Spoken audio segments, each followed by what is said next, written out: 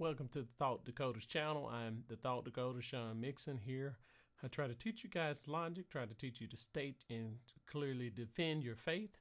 Today we've been studying from a text, Two Powers in Heaven, written by Alan Seagal, a professor of Barnard College, where he shows that both Rabbinic Judaism and Christianity grew from a biblical tradition of divine figures, and how rabbinic Jews grew to reject their tradition, while Christians held on to that tradition and saw Jesus as being a figure within an embodied figure who appeared within the Old Testament. It's very interesting. It refutes the claim that Judaism, that this was a mutation of Judaism. It shows that Christianity was more contiguous with previous biblical Judaism, and that Rabbinic Judaism rejected the biblical tradition that was the parent of both the Christian or framework to see that Christ as a pre-existent son of God, or divine figure who could forgive and who was a judge, and etc. So we're going to continue. We stopped off on page 70 last time. This time we're going to continue from page 70, and we're going to work our way through to page 80. We'll try to do this. I'm going to try to do this in 1 hour. To see what we can do if we get through this in 1 hour. So if we take the literature in the New Testament as characteristic of some kinds of heresy in the first century, we find that this is not an entirely inaccurate description of Christian exegesis. Exodus 23:20 is most often taken to refer to John the Baptist. Mark 1:2, Matthew 11:10, that is purely an earthly messenger. But the point of Matthew 11:10 is precisely that Jesus, for those who truly believe in him, is greater than John the Baptist and is in the same category as eschatological figures like Elijah. So he starts out with saying that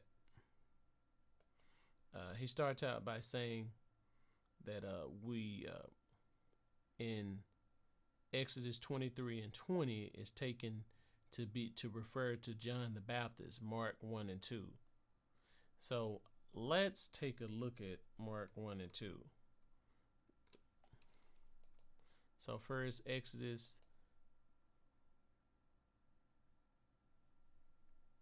23:20.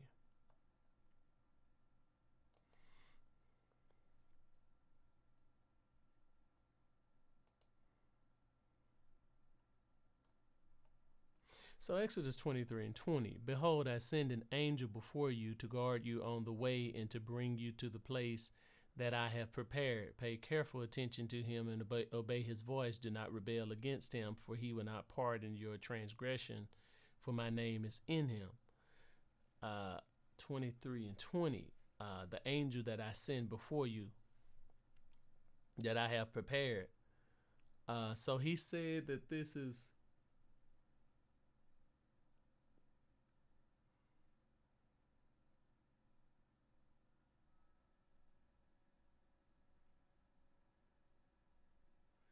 he's completely wrong about what Exodus 23:20 is meant to refer to. But let's look at these verses that he quotes.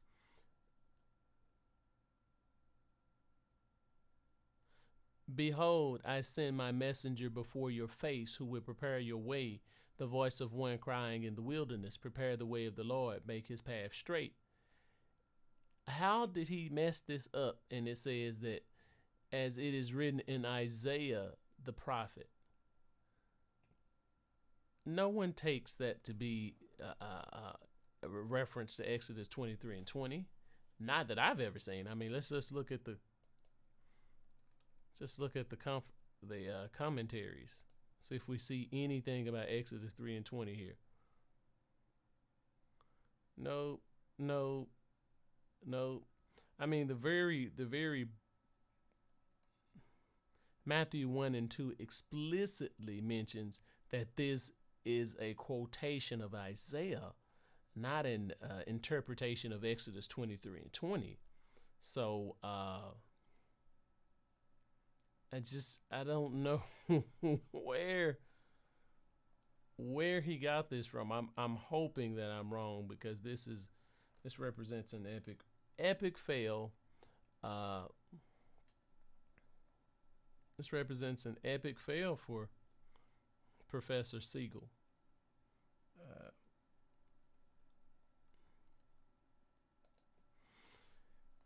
There's no one that refers to the Exodus 23 and 20 as most often taken to refer to John the Baptist. What? So anyway,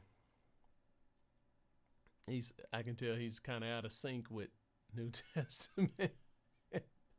Testament interpretation. That is purely an earthly messenger.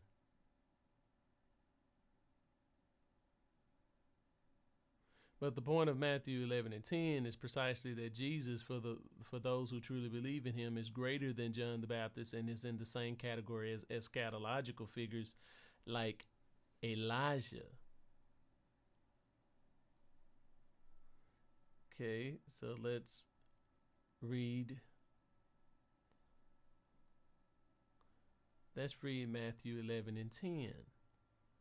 So in Matthew 11 and 10, he thinks,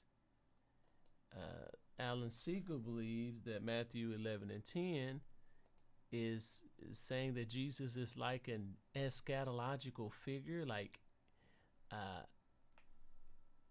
Elijah.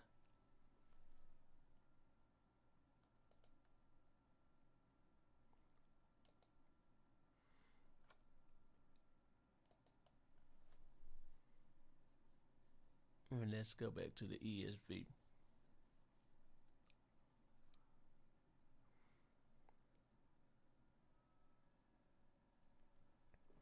As they went away, Jesus began to speak to the crowds concerning John. What did you go out into the wilderness to see? A reed shaken by the wind? What then did you go out to see? A man dressed in soft clothing? Behold, those who wear soft clothing are kings' houses. Are in kings' houses. What then did you go out to see? A prophet? Yes, I tell you, and more than a prophet. This is he of whom it is written, behold, I send my messenger before your face, who will prepare your way before you. Truly I say to you, among those born of women, there has risen no one greater than John the Baptist. Yet the one who is least in the kingdom of heaven is greater than he.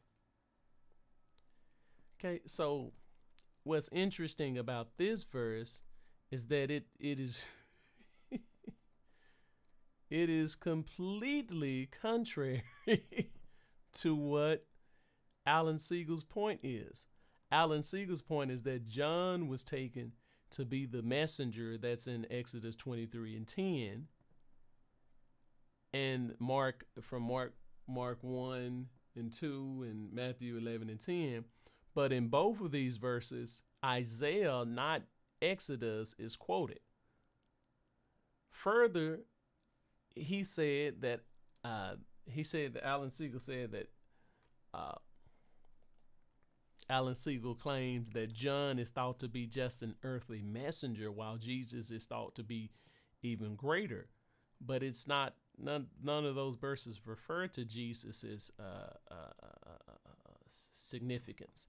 What it does say is that there's no one greater than of people born of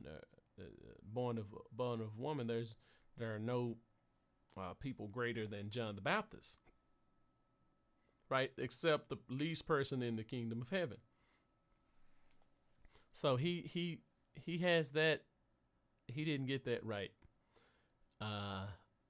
I'm baffled by how he didn't get that right. It seems so easy, but But then again, maybe maybe it's easy for me because I just grew up listening to sermons and reading the Bible, so maybe I can't take that lightly. I'll take that for granted. So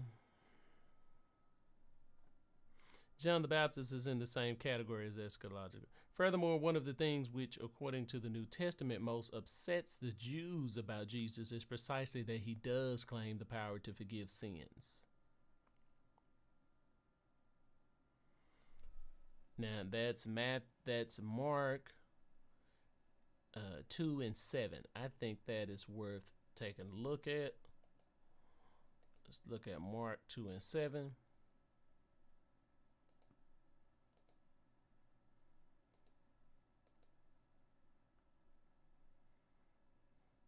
Why does this man speak like that? He is blaspheming. Who can forgive sins but God alone?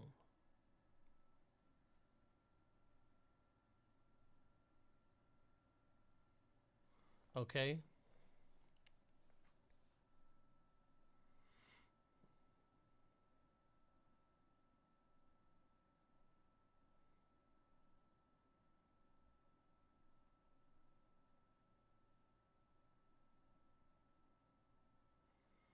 Man, this is. I'm sorry. I was just thinking about this. I forgot I was recording because it's fascinating that in the New Testament, Jesus's opponents give an objection to his claim to be able to forgive sins. And what they say is, if you forgive sins, then you're God. Because only God can forgive sins. Right. Jesus said,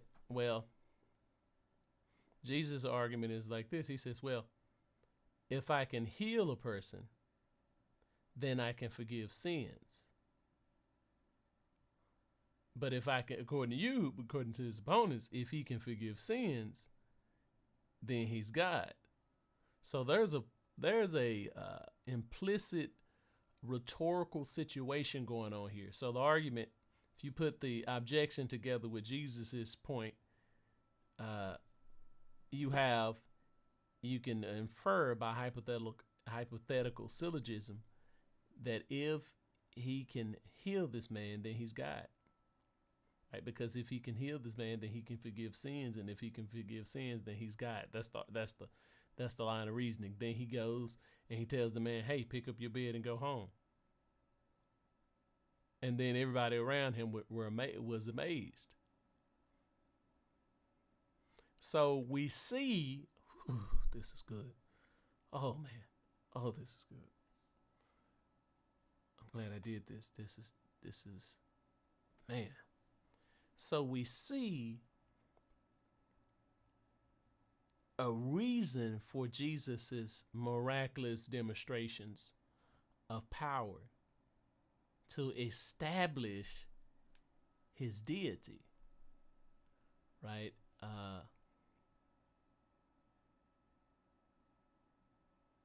He wasn't just a miracle worker, but he was someone who was authoritative.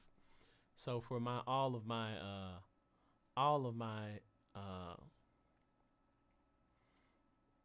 the Unitarian religions, all of my Unitarian religions, who thinks Jesus is merely just a creature, what do you say? How do you answer the objection of the Jews? Well, yeah, you can forgive sins and you don't have to be God to forgive sins. Well, these are people who came from a Jewish context, right? They were taught. There's nothing in the Old Testament that says that another person can forgive sins. I mean, you create sacrifices. You Yom Kippur is for sacrifices made to God to appease him, right? To propitiate for his disappointment, which comes from sins. So we begin to see a context whereby Jesus' ability to forgive sins is almost suggestive of his deity. And it ties back to Exodus 23 and 10. This part ties back to Exodus 23 and 10, but not the part about John the Baptist, because we see from here that God told him, I'm sending my messenger, listen to him. So that means what he speaks, you must listen to him. And then God says you must listen to everything he says, because then he switches to like everything he says, I'm telling you, right? So like what they speak is one. Jesus also claims to be a judge. Here, Lord, he's the Lord of the Sabbath. God was the Lord of the Sabbath. He's the forgiver. He can forgive. So it's just interesting. I'm smiling because it's good stuff. It's good stuff. We're pulling out the Jewish context of the scripture, right? When you just read and see Jesus doing this stuff, and you're a Christian, come from our culture, you don't see the significance of these things. But when we take Jewish eyes, we can begin to look at the Old Testament as a context for the New Testament, and to see and glean new significance in the things found within the New Testament. Okay? So let's continue. He said, this is not intended to say that the pericope, which has been described as characteristics of the 3rd century, at the earliest must be speaking about 1st century Christianity. These are some obvious differences between the two uses of Exodus 23 and 20. I only maintain that arguments like those which we find opposed by the rabbis in the 3rd century and later were already present in heretical writings of the 1st century as represented by Christians. Okay, so he's saying that the arguments opposed by the rabbis were already in the 1st century and they were used by Christians. So that there was a intermediary, like Jesus was God, Jesus could forgive sins. So the rabbis opposed that. So he's just saying that there was this opposition to this ideal even in the 1st century, although they can only date the writings of the Talmud, and specifically the writings of the Midrash and whatever he just quoted, to the 3rd century.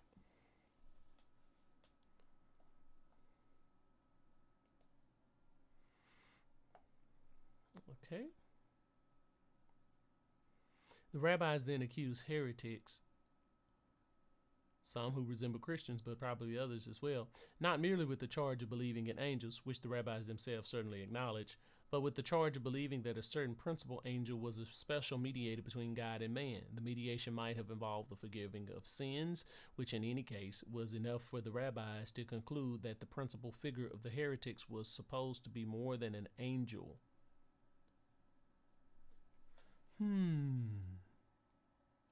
So he's taking the argument from the New Testament and saying that the rabbis could have had drawn the same conclusions, that since this principal figure could forgive sins, that he was supposed to be more than an angel. What's interesting about that is that, I don't know if we're going to read it, I think we already read it, was that this Menem came to Rabbi Edie, and his claim was that since God said, Yahweh said, come up to Yahweh. And prior to that, God, the Lord, had said, I'm sending you my messenger and my name is in him. Then after that, he says, come up to Yahweh. Yahweh says, come up to Yahweh. That's what the verse reads. He said, well, it should have said, if the angel wasn't Yahweh, then it should have said, come up to me, right? If the angel wasn't Yahweh, then it just should have just said, come up to me. But it said, come up to Yahweh, right? My name is in this angel. I'm sending you a messenger. Come up to Yahweh, right? In other words, I just told you my name was in him. So when I tell you to come up to Yahweh, we have the same name, right? That's the Menim's questioning or line of inquiry. He was disturbed because he had this understanding, and he was like, well, doesn't that mean we should worship this angel if he has the name of God? Then the Rabbi Edie says, oh no, you shouldn't worship the angel. It should be interpreted, don't exchange the angel for God. That's what the verse should say. That's how you should interpret the verse, right? And then he was noted for being a wise responder to these menim. But when you think about it, he just wanted to revise the scripture to fit his theology and not interpret the scripture on its own merits. One is eisegesis and one is exegesis. So the menim was the one who was more faithful to the biblical text than the rabbi. The rabbi just made up a meaning and said it should mean this. And as we saw on the previous videos, it wasn't based on any of the Hebrew within the verse, because there's nothing that says don't exchange me for the angel in the Hebrew. It's a word that actually means to be bitter towards.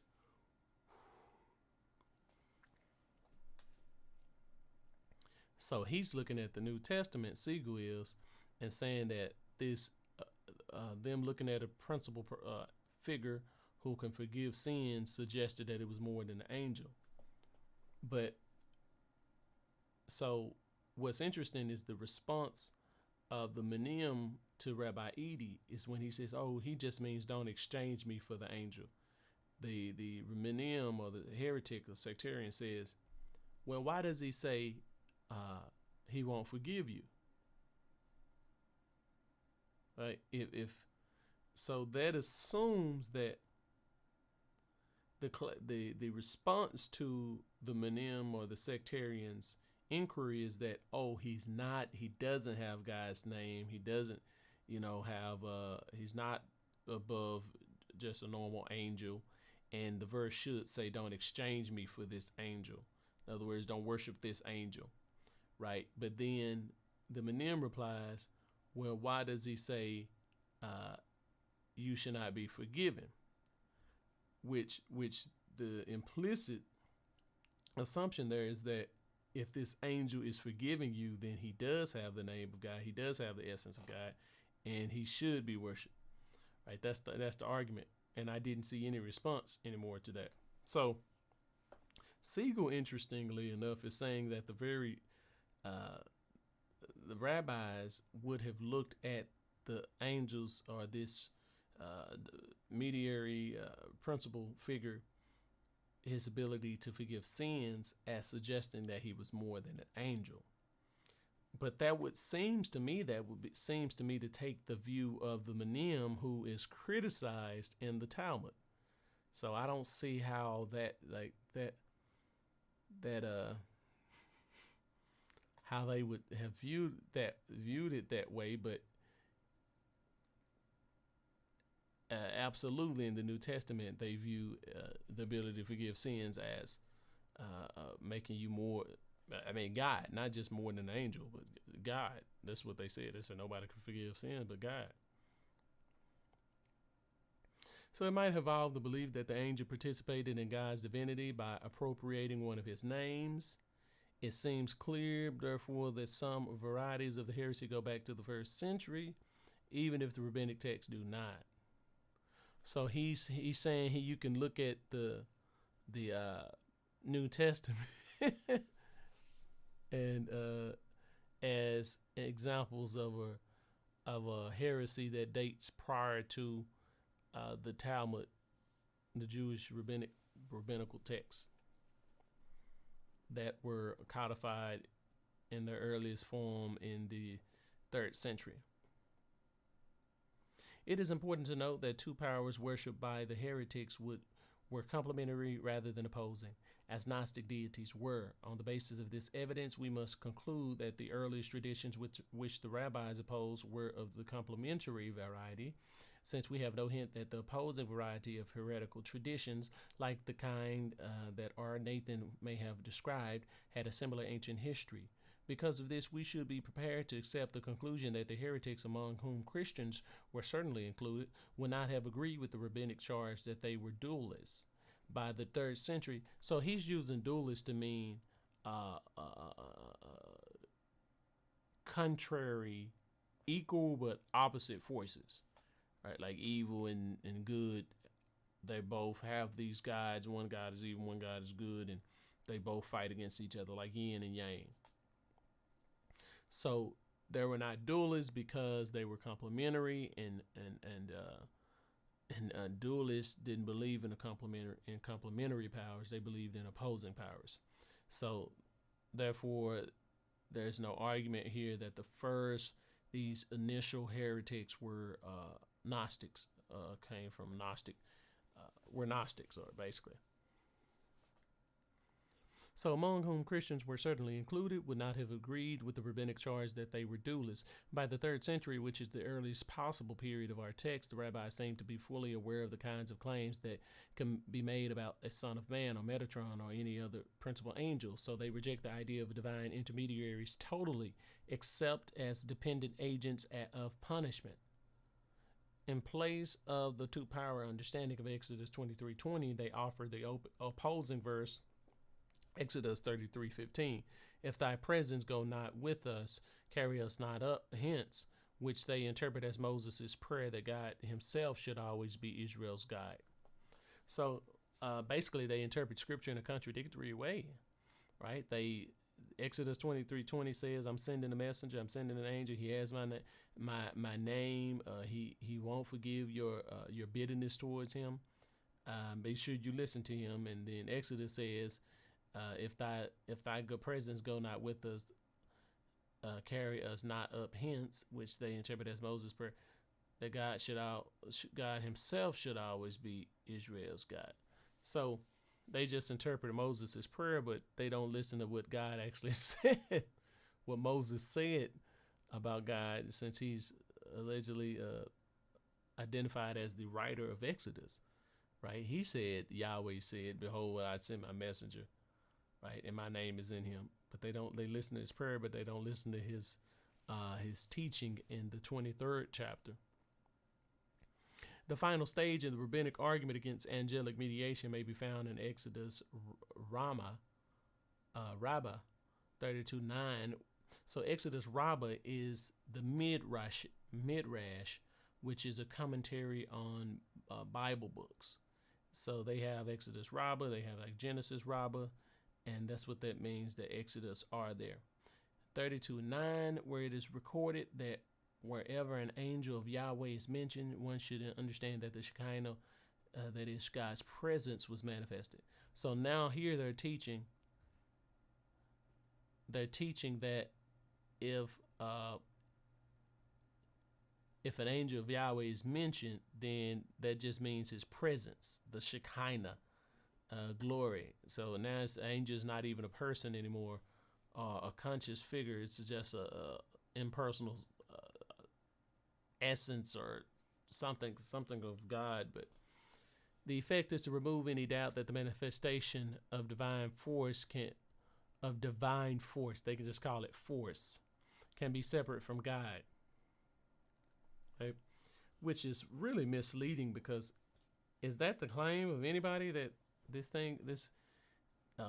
they think if it's a person, then it's separate from God, or if they're not the same person, then they're separate from God? So it's not really clear what he means, can be separate from God in what sense, because they can have the same essence, like the Christian claim is that God is multiple persons, they share the same essence, and it's that essence that make them equally God.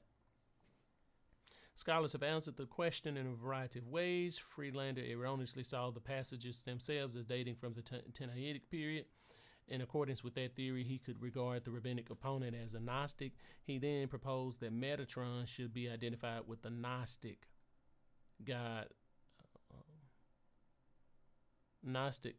Horos. Of course, this overlooks the important fact that the rabbis are Aher and Rabbi Edi, not the heretic mentioned Metatron. Furthermore, there is no hints of Gnostic opposition of deities in any of the material. It seems likely that Metatron, chief of God's angels, who acts as his messenger and representative but is never regarded as God, is the rabbinic name for many mediators in heretical thought. Herford saw the heretical doctrine as belonging to the Christian camp, which was in accordance with his general theory that all Manim are Christians. So, going back to his introduction, he seems to not want to say that all Manim are Christians. Manim are mentioned to have different belief systems and be guilty of different heresies according to the Talmud, and so he thinks that's evidence that you can't just group all the Manim together. So he suggested further that the type of Christianity involved would have to be the Jewish Christianity outlined in the epistle to the Hebrews. There the Christ is seen as the heavenly high priest after the order of Melchizedek, who in turn is a kind of supernatural mediator. This ignores the fact that the epistle to the Hebrews argues that the Christ as son is superior to any angel. Urbach also suggests that the opponent of a Christian, however, he does this only because he feels, the opponent is a Christian. However, he does this only because he feels that Merkaba mysticism must be excluded as a possibility during the Tannaitic period. None are prepared to say that a variety of phenomena fit the bill of particulars. So he's saying nobody is prepared to say that there are different groups, right? That these particulars could be ascribed to different groups, not just Christians. With the information and study which Sholem has brought to the subject comes the most complete understanding of the opponents. His study has made it clear that these traditions were quite generalized and went through different phases in different Jewish sects, nor were the reports of heavenly journeys exclusively confined to Judaism, as the reports about Julian the Thurgus show. At first, they were fairly widespread in apocalyptic, mystical, and ascetic groups. In Jewish circles, they are always associated with the theophany text in the Old Testament, the same text we have been tracing. They were witnessed by Philo, who, as we shall see, recast them as the Logos and used them to describe the rewards of the mystical ascent. But the traditions were also present in the Qumran community. Qumran community are the group of religious Jews who kept the Dead Sea Scrolls. They had like a library, and that's where the Dead Sea Scrolls come from. There is no reason to doubt that Rabbi Yohanan b. Zakkai and his disciples, to whom the earliest Merkaba traditions are attributed in Talmudic sources, were familiar with some of the Essene and apocalyptic traditions that circulated in their day. Whether or not the rabbis also indulged in mystical praxis at first is unknown. By the 3rd century, however, all evidence shows that such practices were known to be dangerous by the rabbis. The traditions which did survive within Judaism only did so in secret conventicles of esoteric knowledge which collected and redacted the later documents of Merkaba mysticism. So he's saying that he doesn't know if there was an actual tradition where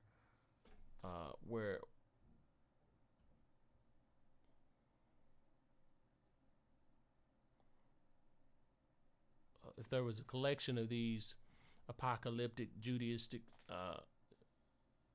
traditions, except that these Merkaba mystics, their later documents were collected and redacted later. The repression of such dangerous ideas in Judaism must date from the same period as the Mishnaic rules in Hagigah. strictly governing the transmission of macabre lore, that is, the late 2nd century at the latest. The germ of the story about Aher then may be authentic or come from the period when such ideas were less restricted. Though the heretical charge must be later and based in Aher's presumed antinomianism, so when he's against law or he against rule or maybe against the Mosaic law.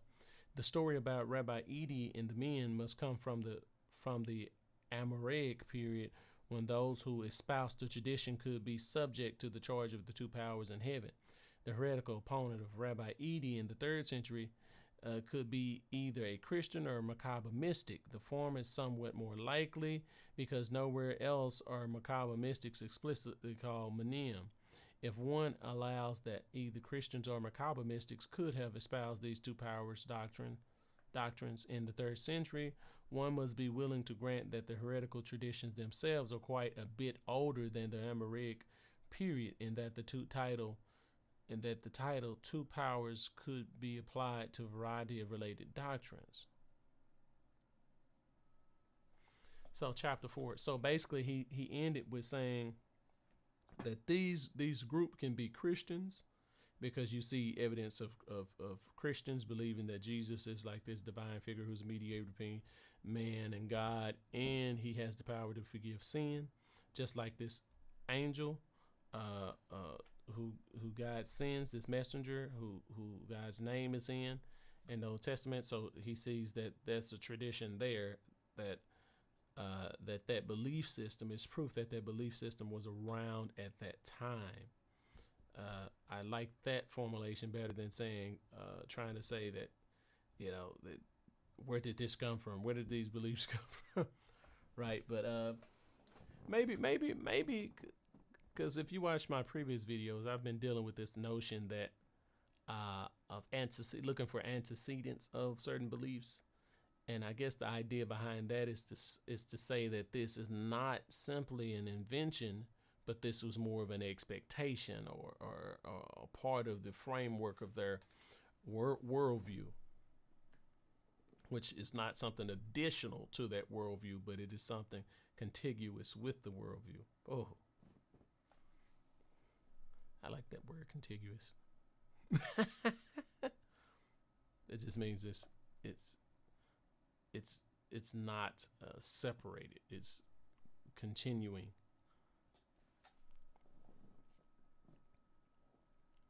We have learned a considerable amount about the early character of binatarian heresy from the two powers Midrashism surveyed so far. However, as we will now see, much material not originally part of the heresy came to be associated with the two powers tradition. Hence, it becomes especially difficult from this point onward to identify one specific group or doctrine with a heresy. Instead, a variety of different groups inherit the title.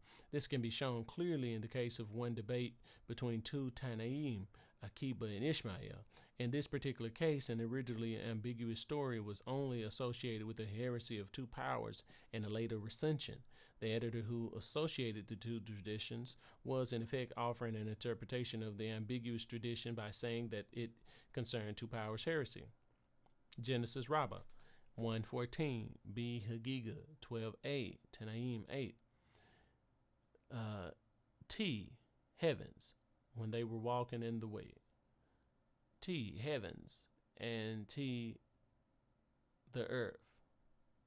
Rabbi Ishmael asked Rabbi Akiba, when they were walking in the way, since you have studied 22 years under Nahum of Gimzo, who formulated the principle that K and RQ are limitations while T and GM are extensions, tell me, what of the T written here?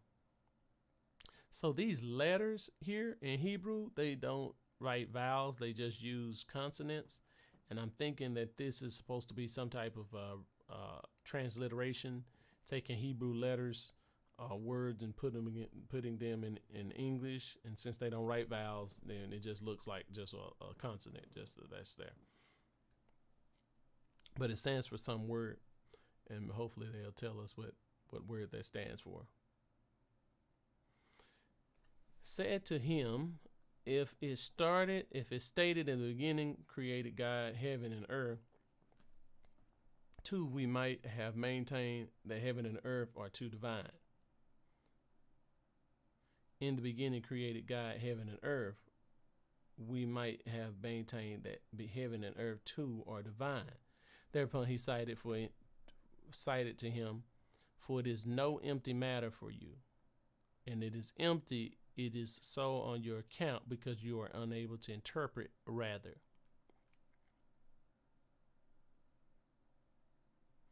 T, the heavens, is to include the sun and the moon, the stars and the constellations, and T, the earth, to include the trees and the grasses in the Garden of Eden.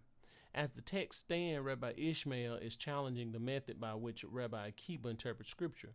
Rabbi Akiba was taught by Nahum of Gimzo that every use of T signifies an inclusion in the meaning of the text. T, the Torah, one might hypothesize, would mean both the oral and written laws.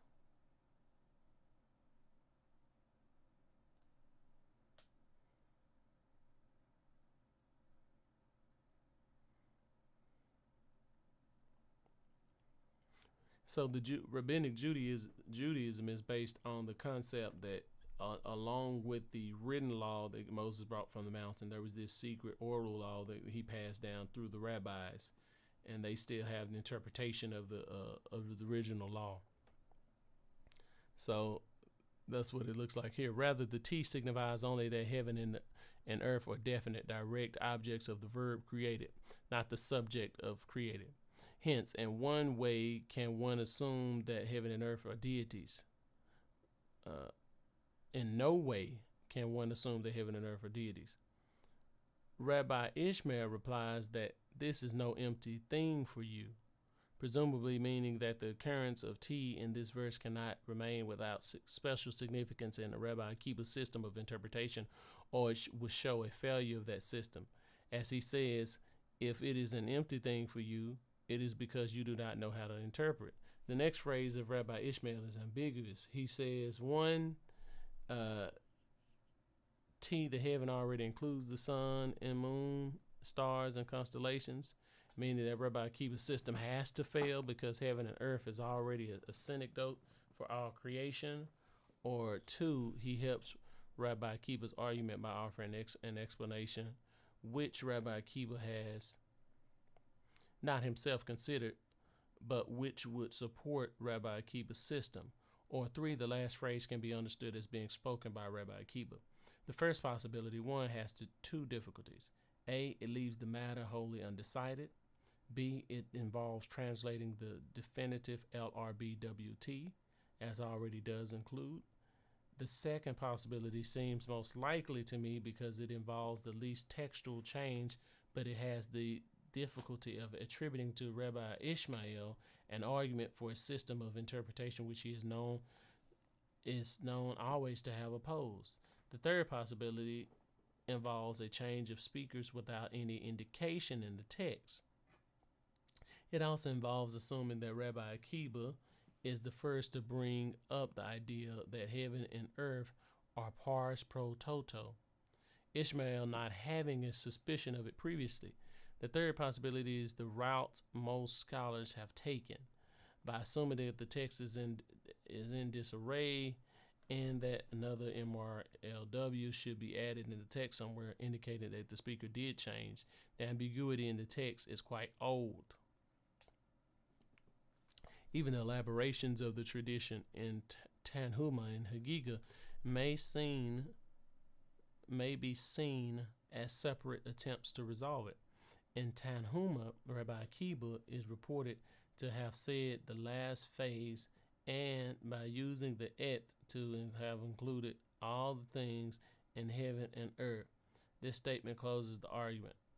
He also maintains that heaven and earth might be taken to mean 2 gods, which is the exact phrase used in the statement of Rabbi Elijah B. Abuya and Hagiga, and as we have seen previously, must be equivalent to saying that the heresy of 2 powers is involved. But the text is late relative to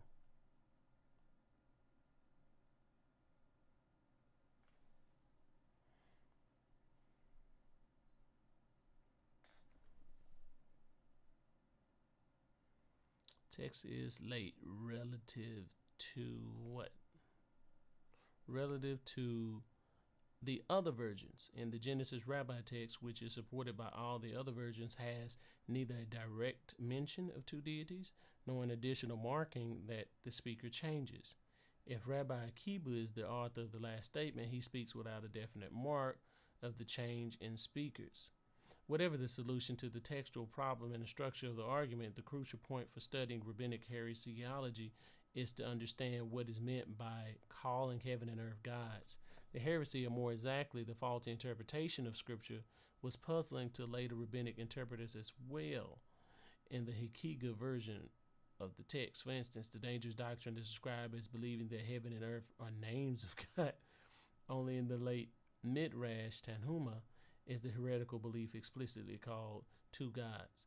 The only thing immediately apparent from the Tanhuma evidence is that the heresy of two powers was taken by later tradition as being equivalent to saying there are two gods, that is, ditheism. So apparently there is a text under discussion here, and the text seems to shift speakers. That's one interpretation of why the text doesn't make as much sense. And it's a rule they're interpreting, giving commentary about interpreting Genesis.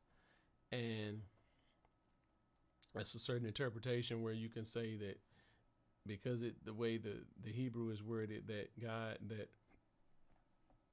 that the heaven and earth are deities as well. That interpretation is called like a two powers interpretation. Later Jews don't see where they got it from. It doesn't seem to make much sense. But it does show that this view was around. Ishmael and Akima cannot be talking. Where did I stop? Ditheism, okay. Discovering the character or practitioners of any hypothetical heretical doctrine in its dubious relationship to two powers in heaven will not be easy. It is sure that, despite the similarity in language, Tanhuma cannot have the same heresy in mind as we have traced in the first two chapters. Ishmael and Akiba cannot be talking about two deities or powers in heaven. Only one is in heaven, or more exactly, is heaven. One suspects then that by the time of the redaction of Tanhuma, the charge of two gods or two powers had become completely conventional and could be used against a variety of unorthodox opinions without the slightest deference to the original sources of the heresy. Okay, so he's establishing the point that by a certain time, the two powers label came to be used against anyone who had like an unorthodox or crazy interpretation of Scripture or whatever. I mean, because this is like really crazy, what we just read. But so basically, someone read Genesis and thought that the verse when it says God created the heavens and earth meant that the heavens and earth were like deities or gods or whatever.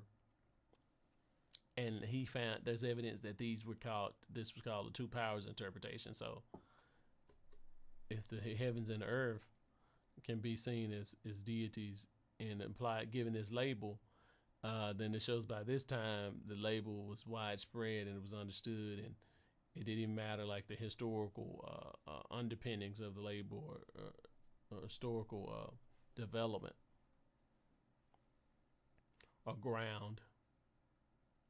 Heaven and earth were seen as deities by every polytheistic culture surrounding Israel. Even Persian and Greek philosophy maintained that they were divine. However, no culture around the Jews during that period maintained that heaven and earth were the only two gods. It is not likely that either polytheism or strict dualism is the doctrine attacked in this passage. The same tradition is attached to a variety of different scriptural verses. Genesis 4:1, Genesis 21:20, to name the principal ones. All of these occurrences, as we shall see, are designed to combat some unstated heresy, although no unified conception of the heresy can be discovered. In view of this, one must suspect that the redactor brought a perfectly innocent, non-polemical, exegetical controversy between Ishmael and Akiba into a new context where the controversy could have a polemical ramification. So he's saying that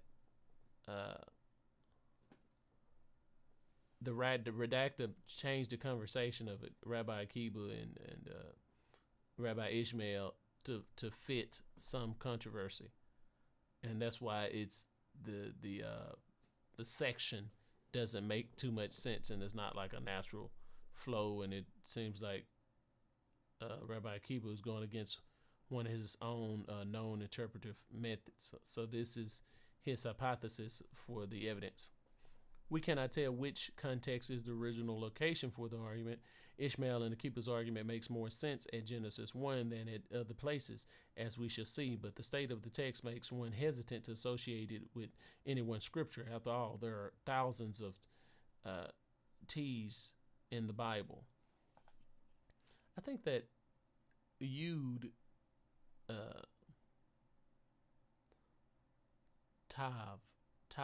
Yud Tav. I think that little exclamation mark looking thing is supposed to be a Yud Hebrew letter, and the T is Tav. I'm learning my alphabets with children's melodies. Only when one abandons the idea that the Tannaitic argument itself condemns heresy can one rely on what previous scholars have said. Ishmael and Akiba were arguing over an exegetical principle. Any other issue remains ambiguous. Nevertheless, somebody saw it as a convenient foil against a variety of unstated heretical beliefs. Scholars have suggested a relationship between the argument between Akiba and Ishmael at Genesis 1 and Gnosticism. Joel was the first to see a relationship between the passage and the report of the Marcosian Gnostics by Irenaeus.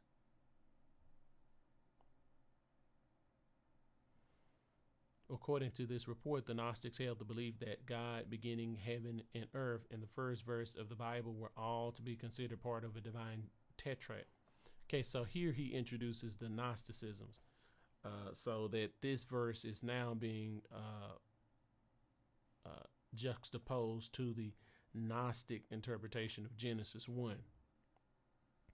And he's demonstrating how the two powers heresy was a title given to a Gnostic view of Genesis as well. So, in even more support for his overarching project to identify who these Mneem were, and to see that his claim that they were the two powers label was given to a variety of different sects and different groups. So he's showing here it was given to Gnostics. Actually, many other doctrines could have been the subject of the polemic as well. For instance, in the Apophasis Miguel, ascribed to Simon Magus, the Samaritan from Gita, there is a doctrine which sounds even more suitable. The creation is accomplished by the Logos, who stands, stood, and will stand. He creates all the other powers, the first two of which are identified with heaven and earth.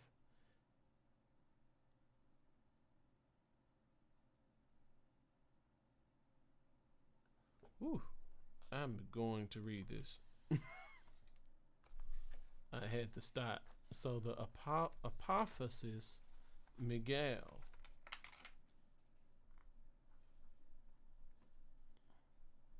The Apophasis Miguel is a text that is attributed to Simon Magus, and he talks about the Logos. I'm wondering if the Logos is, I wonder if Simon Magus is prior to Philo or after Philo. So, because it's said that John, the author of John, the Gospel of John, was influenced by Philo, right? That's what William Lane Craig has been, I've heard him say in the beginning, that the Logos was the creator of everything. That it was the mind of God, and it always existed with God, and it created everything. And so that's the New Testament authors picks up on this theme. But so Simon Magus, I just wonder if he was prior to Philo or after him, and did his view of the Logos, was it just like Philo's view, or was it different? He creates all the other powers, the first two of which are identified with heaven and earth. They in turn become allegorized as male and female principles in the formation of embryos through an allegorical reading of the narrative of the Garden of Eden. Wherever heaven and earth are hypothesized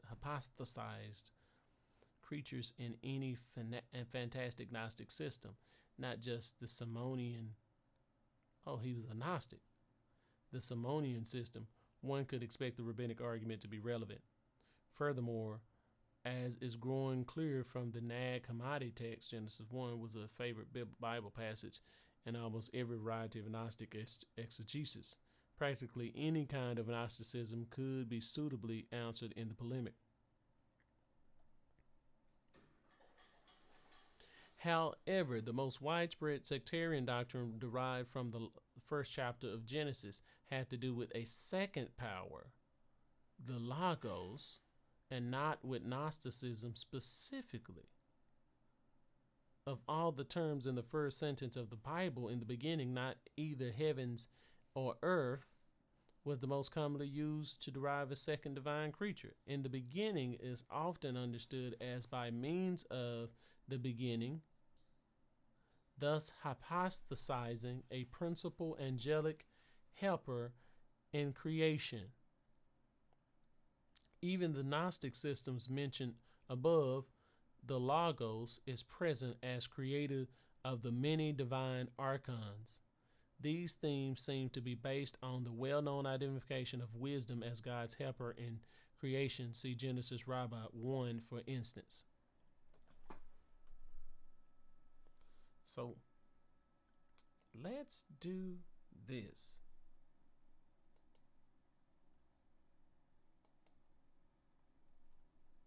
Let's see if we can go to Genesis Rabbi 1. See if we can find this in English.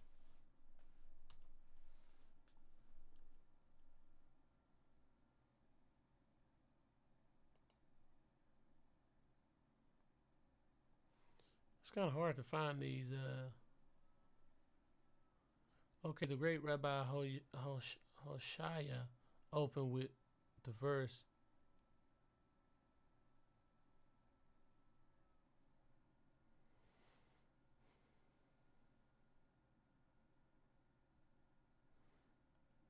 What I found is that a lot of these Jewish texts, when they translate them to English, they typically don't translate like the things that have been historically can point to, like Logos, since it's also mentioned in the New Testament. Let's see if they mention it.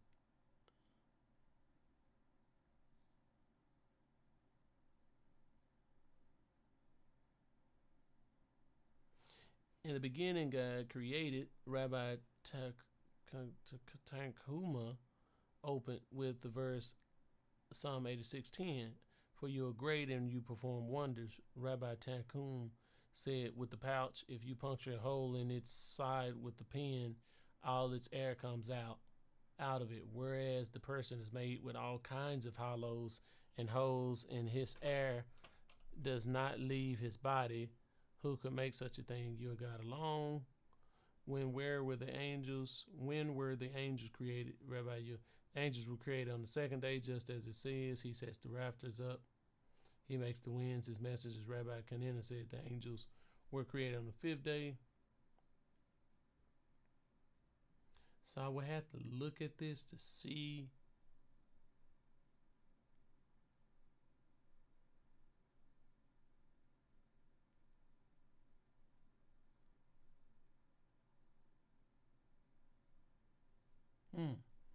because the English translation is kind of like not even using the words. It says wisdom.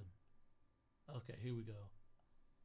In the beginning of God's creating, 6 things proceeded through creation of the world. Some of them were created and some of them were decided to be created.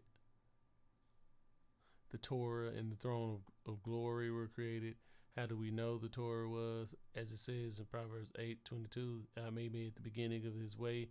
How do we know that the throne of glory was? As it says in Psalms 93:2, your throne is established as old, etc. Patriarch Israel, the temple, and the name of the Messiah were decided to be created. How do we know the patriarchs were?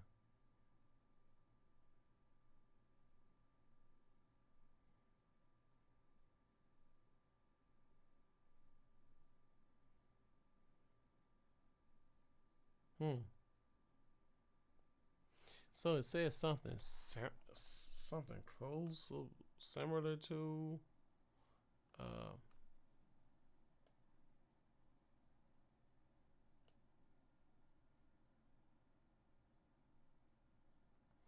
so it says something similar to, hold on, that's not the,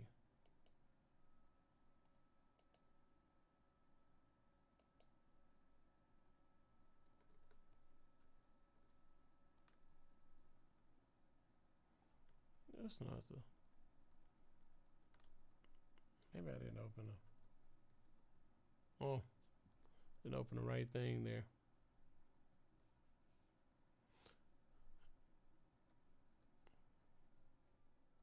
Yeah, well, anyway, that's not the verse this is talking about specifically.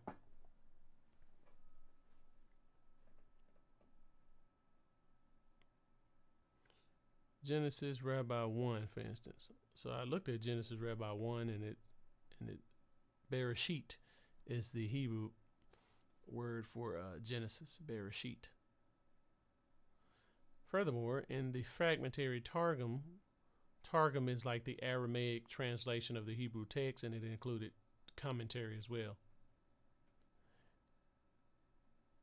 Furthermore, in the fragmentary Targum, we find an interesting variant of the theme because it was assumed that God's wisdom had mediated through creation. The Targum translated in the beginning as by wisdom. By wisdom. That is interesting. The Samaritan liturgy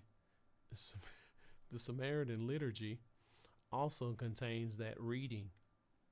This also may be the basis of the Sophia legend among the Gnostics. The Tractus Tripartitus of the Young Codex emphasizes that though wisdom fell from grace, she had done so independently by her own authority. Exousia 1:3. Furthermore, Christians, as exemplified by the Church Fathers Theophilus, maintain that in the beginning actually meant Christ, because the Gospel of John had identified the Logos with the Messiah.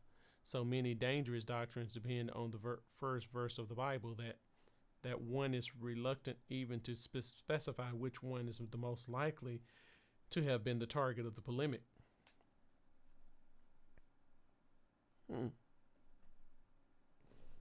So I don't follow that argument from John. In the beginning means it's the Logos. So John says, because the Gospel of John had identified the Logos with the Messiah. In the beginning meant Christ.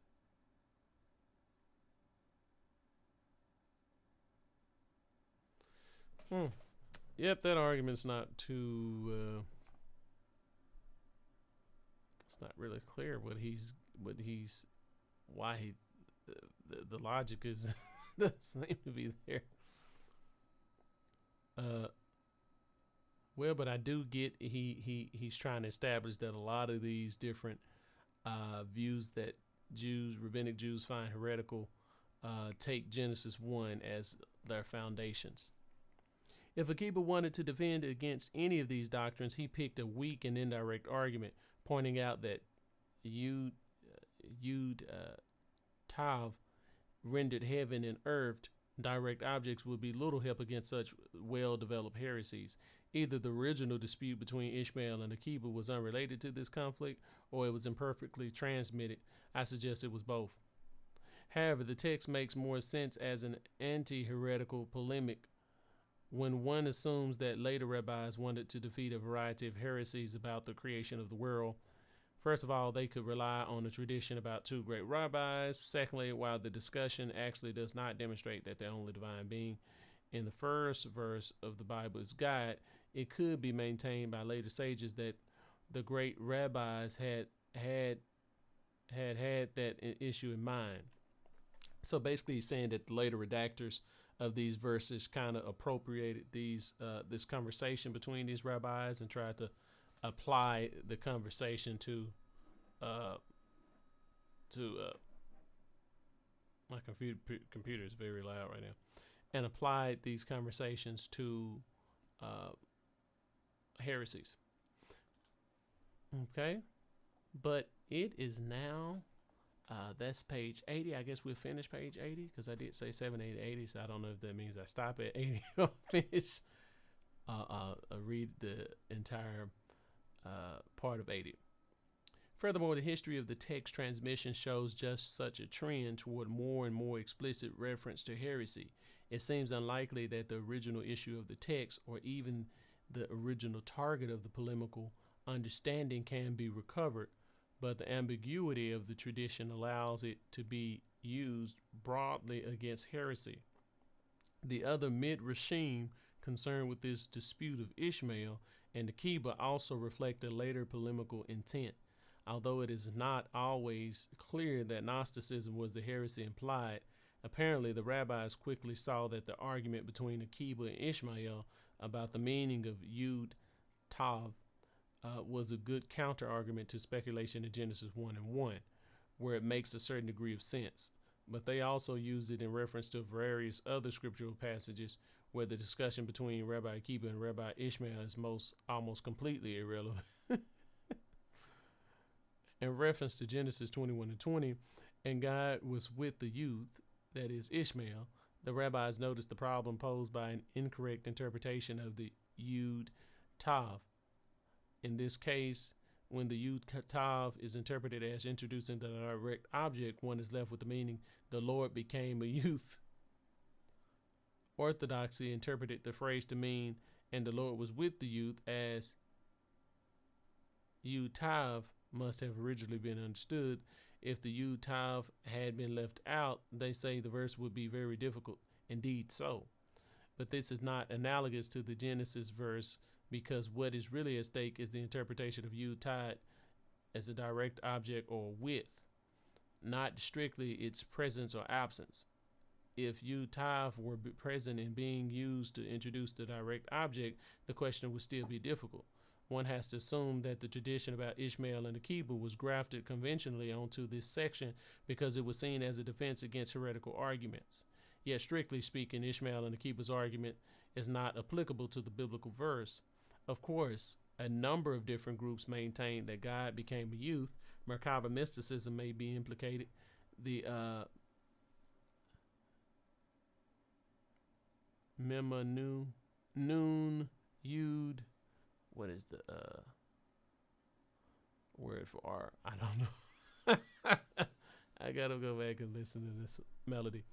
But N-Yud, Nim, Noon, Yud, R of Genesis 21:20 is a technical term for the younger figure in the mystical speculation. So they think that's the younger figure. Like there was an older figure and a younger divine figure.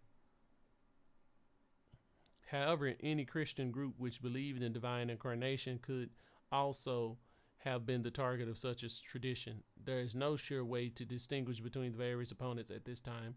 The only thing which can be said with reference to this passage is that the opponent would have to read Hebrew. Okay.